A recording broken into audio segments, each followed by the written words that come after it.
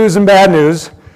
Good news is you're all having lunch and enjoying yourself, and the bad news is I'm what's standing in between finishing that nice lunch and hitting the greens.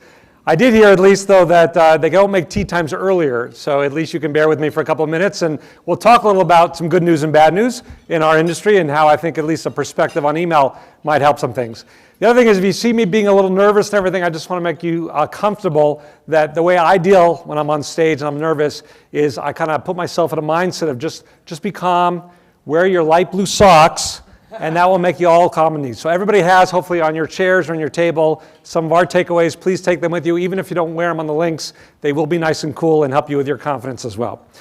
All right, let's get started with some of the bad news first. So I think all of you have been in the digital media space know that we are inundated now with options. If you think about yourself and your own behavior, how many different places do you go to get your news and information? It turns out there are so many now, you don't even differentiate. We have too many choices of where we get our information. So what's the one way that people differentiate where they get their information from? If you had to boil it down to one word, that would be the differentiator between you and your competitor, which many times is the exact same content. I'd like to posit that it's basically the word trust, right? If you think about trust, meaning the brand that you represent, the promise that you give to your end users when you're going to give them a piece of content is unique to you and what you stand for. This idea of investing in that trust, investing in that brand, is not unique to digital publishing. It actually exists in almost every product that's sold. And people really take their kind of brand promise so specifically about this is what I have to care about. Our challenge in our industry is that it's very hard to actually build that audience with trust. In fact, there's so many things that are working against that because people continue to lose trust in our medium. And kind of more with bad news, if I just take a quick show of hands, how many people have seen less traffic this year from Facebook than last year? Should be everybody's not eating right now. Everything we see is that Facebook is actually declining in terms of a source of traffic for digital media publishers. In fact, many social channels are starting to decline. What's one of the reasons? Well, we're going to talk about it in a second. Facebook itself is having a trust challenge. People don't trust the news that they read there anymore. The fake news, as the politicians like to talk about it. But there's also been changes in the algorithms. Those walled gardens, the social media walled garden or even search is now preventing traffic from coming back to where it should go, which is the trusted relationship that you want to have with your end users. So this is kind of the bad news. We're going to talk about hopefully some things that might be better. But let's first play a game of I think what all media companies love to do, which is we built up Facebook, now let's trash them down. Everybody can kind of reflect on the fact that trust in Facebook has completely started to decline.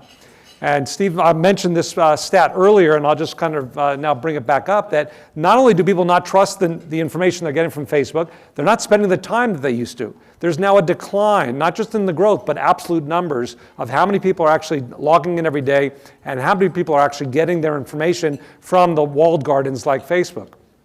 In fact, for them, it's even worse. And again, if you want to think about how difficult our kind of situation is, they've got much bigger problems. Facebook's challenge now is that they don't have that trusted relationship. After Cambridge Analytica and the other things that have happened, they've said publicly, we're going to go back to now private messaging. We're going to go back to kind of create more intimate where we can build up that trust. The challenge for people that rely on them for distribution is that we are not able to then leverage that trust into your brand, into your relationship with your end users.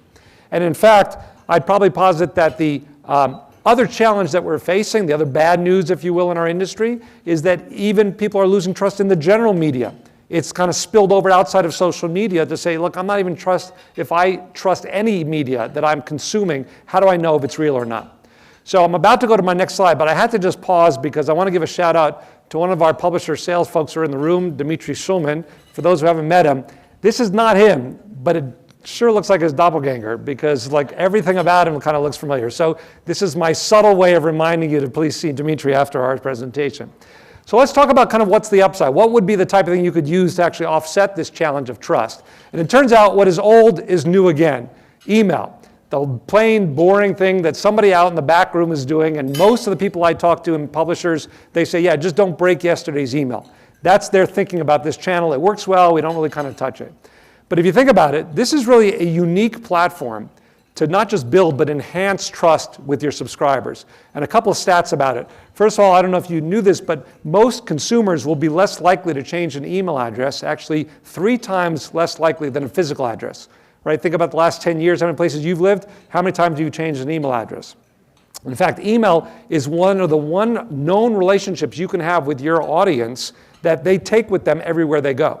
And so it doesn't get broken if they change a phone. It doesn't get broken if they change computers. Everything with you kind of stays in that relationship. We heard earlier today from Tony about how important it is to kind of leverage that first-party data. We'll talk about that.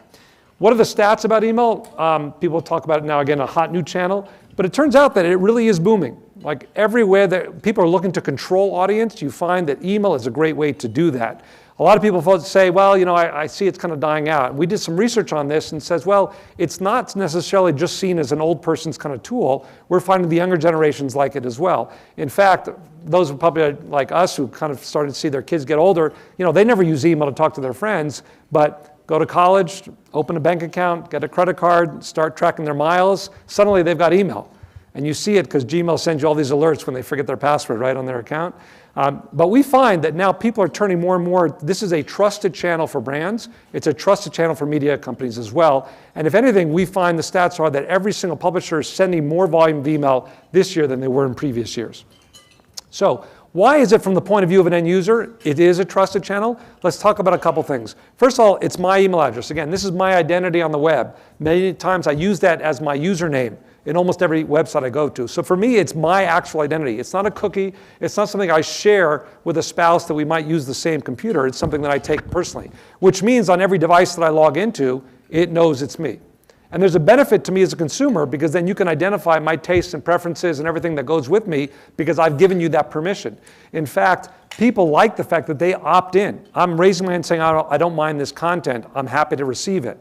And in the end, users do control how they consume that content.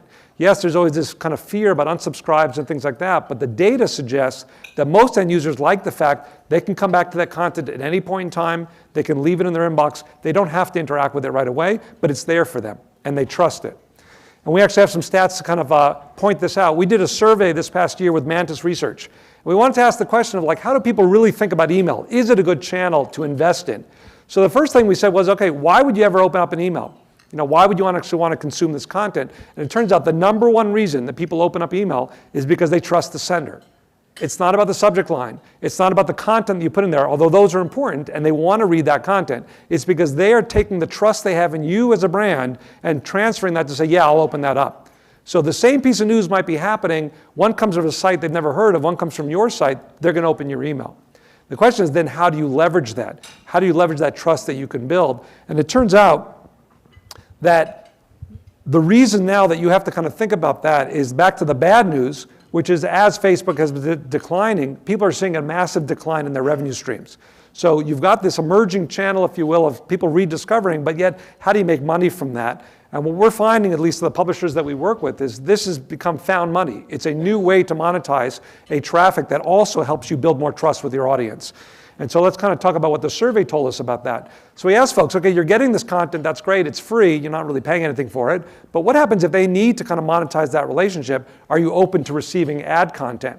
And it turned out that more than 50% says, I don't mind getting ads or they don't bother me. And I would tell you the actual data is even much higher. So you always know how it works in these surveys. People kind of answer a question that they think you want to hear, but then you look at the data and they behave differently.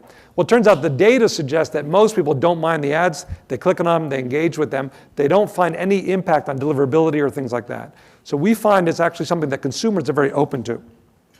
Another question we asked them was, well, what happens if you have a trust relationship with the end user and now you take a third-party ad in there? How do they react to that? And the number one thing that they told us was, if we trust you, we're going to trust the advertisers, as long as obviously you're working with a good partner to kind of bring that. So there's this notion of conveyed trust. If they have a relationship with you, they're willing to kind of transfer that into the advertisers that you work with. And that helps you then kind of make money from that. The last thing we said to them was, what about, are you worried that somehow if you show too much content that maybe advertising, people opt out? And people say all the time, I'm worrying about my unsubscribe rate. Just as an aside, we always say, don't look at the unsubscribe rate, look at total unsubscribes. If you ran a retail store and you had 1,000 consumers come and only 10 bought something, would you say, well, I have to worry about my rate, let's have fewer people come? You would just say, no problem, tomorrow let's sell 11 instead of 10. It's about the total number of people engaging, not the rate of them in our point of view. And the reason for that is that most people actually don't unsubscribe. It's not really an indicator of their comfort with the data or not, or with the content. They're very happy to engage with it, and if they don't, they just move on and they delete the email. And then finally, if you can make the content relevant, if you can find that this is a match for what I'm interested in, then that will drive their behavior in terms of clicks. One of the unique things about the technology that we're going to talk about is that it is personalized to every user at the time of open. So most people think of email as a static environment. I got to think about the content, I push it out kind of, and then maybe a couple hours later somebody's going to interact with it.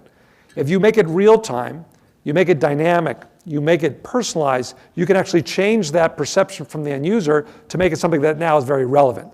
And relevancy will drive engagement, not just for ad content, but obviously for your content as well. So how do we put it together and think about kind of how email might be this way to have that good news amidst all the bad news? Well, let's talk about, again, a couple of tips here. And again, this is not yet the commercial. I will give you the commercial about us, but let's just say if you had nothing else, you're about to hit the greens, what can you remember to tell back to your team doing email? A couple things. Since it's about trust, you have to really respect the end user and think about what it is that they're conveying to you that you want to maintain that trust. So, are you wary about being spammy? Are you following best practices? You're putting stuff in your footer. You're actually listening to them if they say they don't want to receive this. If you see them not opening after a while, then maybe reduce the number of times that you send to them.